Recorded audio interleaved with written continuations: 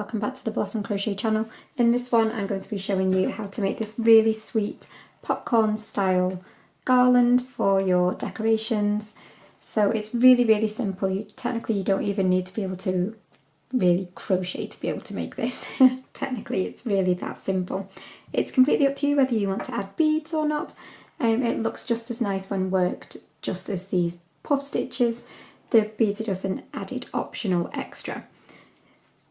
So absolutely any skill level can make this, and it's just a really fun one to add to your decorations. The beads I'm using are just some wooden ones from Amazon, but you can use absolutely any that you like to tie in with your theme. So it's going to be a really quick tutorial because it really is so simple to make, and you can make it as long as you need or as long as you want to wrap around your tree or whatever it is that you're going to be using it for. So we're just going to jump straight in with the yarn and bead information and then the tutorial. So adding the beads is completely optional. It's totally up to you whether you want to add them or not. You can just leave it plain, and I will show you how to do both variations in the tutorial. These are just some really natural and neutral beads that I've gotten here, some little wooden ones.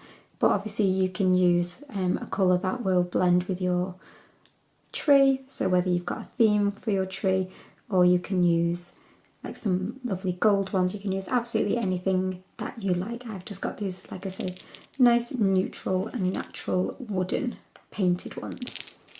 So you can use just any old cream yarn, and I'm using a hook size that is one size up from what the yarn actually recommended. So this is a chunky yarn with a 6mm recommended hook, but I'm actually using a 7mm hook. So we've got our slip knot on the hook, and we're going to chain 1. And then at this point you want to pull up that loop, and it's up to you how far you want to pull it up. The higher you pull it, the bigger and longer your little popcorn sections will be. So, but just obviously make sure that you pull it up about the same each time we do one of these. So you'll pull up that loop and then yarn over, go back into that chain 1 that you did. And like I say, you need to keep all this really nice and loose. Yarn over and pull up, and you're going to pull up as tall as that first loop that you made. So that's 1, yarn over, back in, yarn over and pull up nice and tall. That's 2, and again. That's 3, and one more time. Yarn over and pull up, and that's 4. So you'll do that 4 times, and then you'll yarn over and pull through all of those loops. You'll do a chain 1 to close off that puff stitch. And at this point, if you're not adding any extra beading or anything, you will chain 1 again, and then you'll pull up again, and you'll start back in that chain 1 that you just created, and you'll start your puff stitch. So you'll do 4 yarn over and pull ups.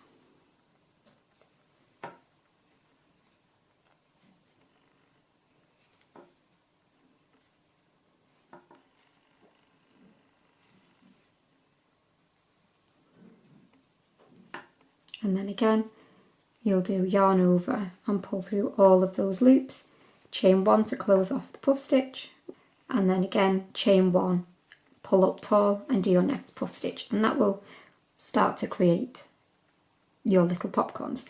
Now if you want to add beading, so we're going back to the end of that very first puff stitch where we will do the chain 1 to close off the puff stitch, and then you'll just pull up that loop just a little and take out your hook, and then grab whatever bead. Now obviously some of these beads will have a hole that will be big enough to just push that through.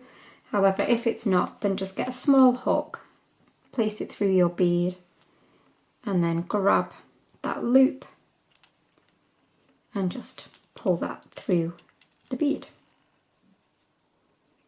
like so.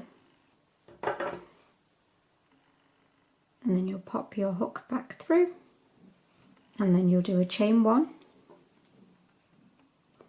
and then you'll chain one again, pull up that loop, yarn over, go back into the chain one you just created, and then you'll do your yarn over and pull ups 4 times. That's 1,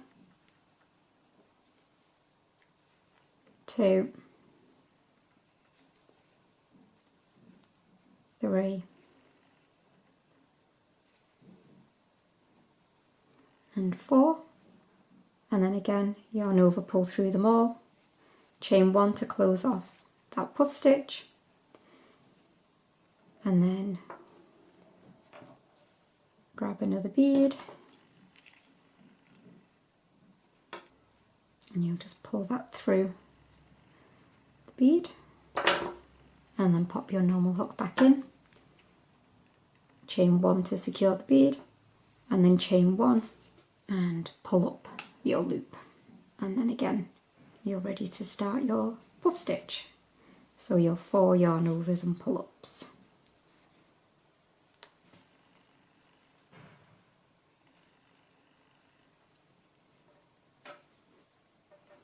Yarn over, pull through them all, chain 1 and attach the bead, and you can see we're starting to create a lovely little effect here, and you will just continue that until you've made it as long as you want or until you run out of yarn.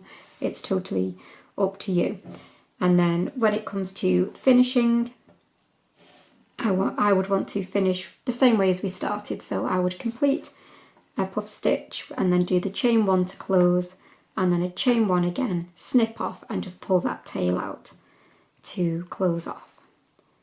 But that is it. You'll just repeat that over and over again, either with or without your beading, to create something really beautiful.